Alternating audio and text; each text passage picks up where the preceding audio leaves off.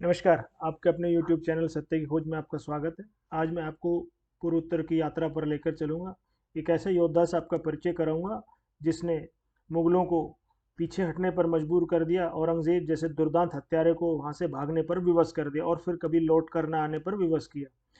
ऐसे ही योद्धा का आज मैं परिचय कराऊंगा कि किस तरह से भारत के महान योद्धा के बारे में ना के बराबर किताबों में पढ़ाया जाता है। और स्कूली किताबों में तो बिल्कुल ही कोई, अगर कोई होगा भी तो मामूली सा कोई एक लाइन दो लाइन के बारे में होगा। परंतु मैं आज आपका उनके जीवन परिचय आप कराऊंगा और किस तरह से उन्होंने मुगलों को पीछे हटने पर मजबूर कर दिया, विवश कर दिया, और किस तरह से उन्होंने उस लड़ाई में मुगलों को सर नीचा किया। औरंगजेब के बारे में कहा जाता है कि उसने पूरे भारत पर शासन किया, परंतु ये मिथ्या को बार बार दोहराओगे तो मिथ्या एक दिन सत्य बन जाता है। औरंगजेब को महाराणा राज सिंह ने भागने पर मजबूर किया। शिवाजी महाराज ने उनको भागने पर मजबूर किया। ताराबाई भोसले ने उनको भागने पर मजबूर किया और पूर्वोत्तर से उनको भागने पर मजबूर किया। तो जिसके बारे में कहा जाता है कि वो वली है, वो जिसके महिमा मंडित किया जाता है, उसको कितनी बार भगाने भागने पर मजबूर किया गया और कितनी बार उसको मुंह की खानी पड़ी और पराजय का सामना करना पड़ा। उस हत्यारे के बारे में इतना महिमा मंडित सुनकर कभी कभी खून खोलने लगता है, परंतु ये इतिहास जो अब हमारे सामने आ रहा है, मैं उस इतिहास को आपके सामने धीरे धीरे करके ला रहा हूँ। मैं ही नहीं, और भी बहुत सारे लोग भाई बहन इसका प्रयास कर रहे हैं। मैं भी उनमें एक शामिल हूं कि मैं भी इतिहास आप तक लेकर आऊं। जो लोग अनभिज्ञ हैं इस इतिहास से, मैं उसका परिचय कराऊं। आइए विलंब न करते हुए मैं आपको पूर्वोत्तर के शिवाजी से आपकी भेंट कराता हूं, जिसका नाम लाचित बोड़फुकान। लाचित बुड़फुकन का नाम आसाम के इतिहास में बड़ा ही महत्वपूर्ण है। उन्होंने वीरता और कुशलता के नेतृत्व क्षमता को याद किया जाता है। लाचित अहोम साम्राज्य के सेनापति और बुड़फुकौन थे। सराय घाट की लड़ाई 1671 में बेहतरीन सूझबूझ का परिचय दिया। उन्होंने कामरूप को पुनः अधिकार प्राप्त करने के लिए राम सिंह प्रथम के नेतृत्व में राम सिंह जो है जयपुर राजवंश से संबंधित थे और उन्होंने मुगल सेना का प्रयास को विफल किया। आज परिचय कराता हूँ लाचित बुड़फुकान मोमई तामुली बरौआ के पुत्र थे, जो कि प्रताप सिंह के शासनकाल में पहला बोर्ड बुरऊ थे। लाचित बुड़फुकान ने मानविकी शास्त्र सैन्य कुशल में शिक्षा प्राप्त की थी। अहोम स्वर्गदेव को ध्वजवाहक का पद सौंपा गया था, जो किसी महत्वाकांक्षी कूटनीति की राजनीति का पहला महत्वपूर्ण कदम माना जाता है। बुड़फुकान के रूप में अपनी नियुक्ति से पूर्व लाचित अहोम राजा चक्रध्वज सिंह की शाही घुड़साल का अधीक्षक, राजनीतिक रूप से महत्वपूर्ण सिमुलगढ़ के किले के प्रमुख और शाही घुड़साल रक्षक दल के अधीक्षक के पद पर आसीन थे। राजा चक्रध्वज ने गुवाहाटी के शासनकाल में मुगलों के विरुद्ध अभियान का नेतृत्व करने के लिए लाचित बुड़फुकान का चयन किया। राजा ने उपहार स्वरूप लाचित को सोने की मूठ वाली तलवार को विशिष्टता के प्रतीक के पारंपरिक वस्त्र प्रदान किए। लाचित ने सेना एकत्रित करके 1677-67 में गर्मियों की तैयारी पूरी की और लाचित ने मुगलों के कब्जे से गुवाहाटी को पुनः प्राप्त किया और सराय घाट की लड़ाई व उसकी रक्षा करने में सफल रहे। सराय घाट की विजय के लगभग एक वर्ष बाद प्राकृतिक कारणों से लाचित बुड़फुकौन की मृत्यु हो गई। मरीशरी जोहट से 16 किलोमीटर दूर स्वर्गदेव उदय सिंह द्वारा 1672 में निर्मित लाचित स्मारक में विश्राम कर रहा है। लाचित बुड़फुकौन का कोई चित्र उपलब्ध नहीं है, लेकिन एक पुरातन इतिवृत्ति उसका वर्णन मिलता है। उनका मुख चौड़ा चंद्रमा पूर्णिमा के चंद्रमा की तरह दिखाई देता है। कोई भी उनके चेहरे और आंखों को उठाकर नहीं देख सकता। आइए हम बात करते हैं सराय घाट के युद्ध की। जो अहोम राज्य था, ये पूर्व उत्तर में बहुत बड़ा साम्राज्य था, सनातनी साम्राज्य था, हिंदू साम्राज्य था। लाचित और उसकी सेना द्वारा पराजित होने के बाद मुगल सेना ब्रह्मपुत्र के रास्ते ढाका से असम की ओर चली और गुवाहाटी की ओर बढ़ने लगी। राम सिंह के नेतृत्व वाली मुगल सेना में 30,000 पैदल और 15,000 तीरंदाज, 18,000 तुर्की घोड़ेसवार, 5,000 बंदूकची और 1,000 से अधिक तोपों के अलावा नौकाओं का विशाल बेड़ा था। लड़ाई से पहले चरण में मुगल सेनापति राम सिंह असमिया सेना के विरुद्ध कोई भी सफलता पाने में विफल रहा। राम सिंह के एक पत्र के साथ अहोम शिविर में एक तीर छोड़ा गया, जिसमें लिखा गया था लाचित को 1,00,000 रुपए दिए गए हैं, इसलिए उसे गुवाहाटी छोड़कर चले जाना चाहिए। यह पत्र अंततः अहोम राजा चक्रध्वज सिंह के पास पहुंचा। यद्यपि राजा को लाचित की निष्ठा और देशभक्ति पर संदेह होने लगा, लेकिन वहां के प्रधानमंत्री अनंत बुडगोई ने राजा को समझाया कि लाचित के विरुद्ध एक चाल है।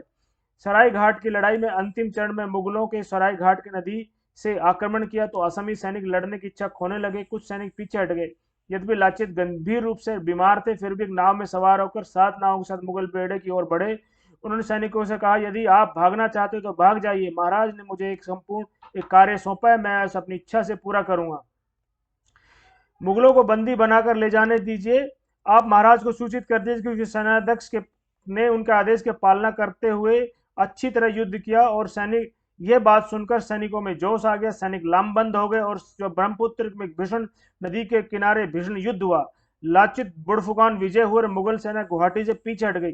मुगल सेनापति ने अहोम सैनिकों और अहोम सेनापति लाचित बुड़फुकान के अपने हाथों पराजय स्वीकार करते, महाराज की जय हो, सलाहकारों की जय हो, सेनानायक की जय हो, देश की जय हो। केवल एक व्यक्ति सभी व्यक्तियों का नेतृत्व करता है, वह है, यहाँ तक कि मैं राम सिंह स्वयं व्यक्तिगत रूप में युद्ध स्थल पर उपस्थित होते हुए यदि कोई कमी या कोई असर नहीं ढूंढ सका। मतलब कि लाचित की जो रणनीति थी वो इतनी जबरदस्त थी कि मुगल सेना में राम सिंह जैसे कुशल सेना नायक को भी पीछे हटने पर विवश किया।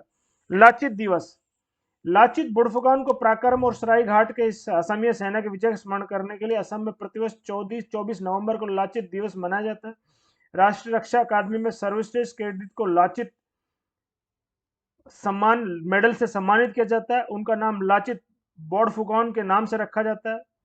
तो लाचित जो है एक ऐसे योद्धा थे, और उनके बारे में एक कहावत और है कि मामा देश से बड़ा नहीं है। लाचित ने एक टूटी हुई दीवार की सुधार करने के लिए अपने मामा को जिम्मेवारी दी, और जब रात को 4 बजे मामा और उनकी सेना को देखने के लिए आए कि उन्होंने दीवार की मरम्मत की या नहीं की, तो मामा को सोता हुआ पाया गया। उनके सगे मामा थे, उन्होंने मामा अपने हाथों से अपनी तलवार से मामा का गर्दन काट दी और कहा कि मामा देश से बड़ा नहीं है। ये आज भी असम में आपको घर घर ये बात कही जाएगी, सुनाई देगी कि मामा देश से बड़ा नहीं होता है, जबकि उनके सगे मामा थे। उन्होंने देश को सर्वोपरि रखा। ऐसे योद्धाओं को 24 नवंबर को आप और हम सब मिलकर नमन करेंगे। साथ ही साथ ये इतिहास के वो पन्नों में छुपे हुए योद्धा हैं जिनको कभी भी सामने नहीं लाया जाता, परंतु हमारा उद्देश्य हमेशा, सत्य की खोज चैनल का उद्देश्य हमेशा उन इतिहास के पन्नों को कुरच कुरच कर सामने लाना है जिनको छुपाने का प्रयास किया गया, परंतु हम ये छुपाने नहीं देंगे। और ये सारी सार्वजनिक चीजें, ये सारी बातें हम सार्वजनिक करेंगे। इतिहास का वो स्वर्णिम इतिहास जो जिसको छुपाने का, व्हाइट वॉश करने का प्रयास किया गया, हम आप सब लाते रहेंगे।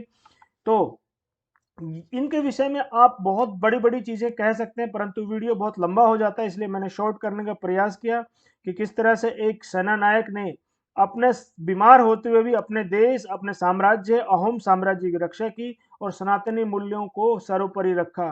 किसी भी रिश्तेदारी, किसी को भी अपने अपने कर्तव्य से ऊपर कभी नहीं जाने दिया, कर्तव्य को सर्वोपरि रखा। राजा ने जो उनके ऊपर जिम्मेवारी दी थी, उस जिम्मेवारी को वहन उन्होंने बहुत अच्छे किया। यद्यपि वो शारीरिक रूप से बीमार थे, फिर भी उन्होंने उस युद्ध को जीता और अहोम राज्य की सुरक्षा की। उसके बाद कभी भी मुगल उस तरफ पलटकर वापस नहीं आ पाए। तो ये जो कहानी है, जिसके बारे में आपको दुर्दांत हत्यारे के बारे में महिमा मंडल तो मिलेगा, परंतु अहोम साम्राज्य के वीर लाचित के बारे में आपको बहुत कम पढ़ने सुनने को मिलेगा। तो हमारा प्रयास है सर्वदा ऐसे वीरों को ढूंढ ढूंढ कर कहानी लाने का, आप तक पहुंचाने का। तो इस अंक में आज लाचित की कहानी से शुरू की हुई हमने एक वीर महापुरुषों की कहानी, जैसे हमने नवरात्रि में वीरांगनाओं कथा लेकर आए थे, ऐसे ही हम नवंबर में महापुरुषों की कथाएं आप तक लेकर आते रहेंगे, ताकि आप लोगों तक जो इतिहास छुपाया गया है वो इतिहास आप तक पहुंचे, आपके परिवार, आपके बच्चों तक पहुंचे, ताकि आप उससे लाभान्वित हो सकें, उससे कुछ सीख सकें। और हमारे जो इतिहास हमको हर कदम कदम पर ये बताया जाता है हम उससे हार गए, इससे हार गए, जी नहीं, हम हारे नहीं थे, हम जीते हुए योद्धाओं की तरह हैं। तभी आज 100 करोड़ सनातनी इस देश में वास करते हैं। इस अंक में इतना ही। वीडियो को, हाँ, सभी से नम्र निवेदन है कि वीडियो को लाइक, शेयर, सब्सक्राइब जरूर कीजिए। जो व्यक्ति इस वीडियो को देखते हैं प्लीज़ उसको लाइक भी कीजिए, ताकि चैनल की रीच बढ़ सके, चैनल की स्ट्रेंथन यूट्यूब में हो सके। और वीडियो को अंत तक देखने के लिए बहुत बहुत धन्यवाद। जय हिंद राष्ट्र।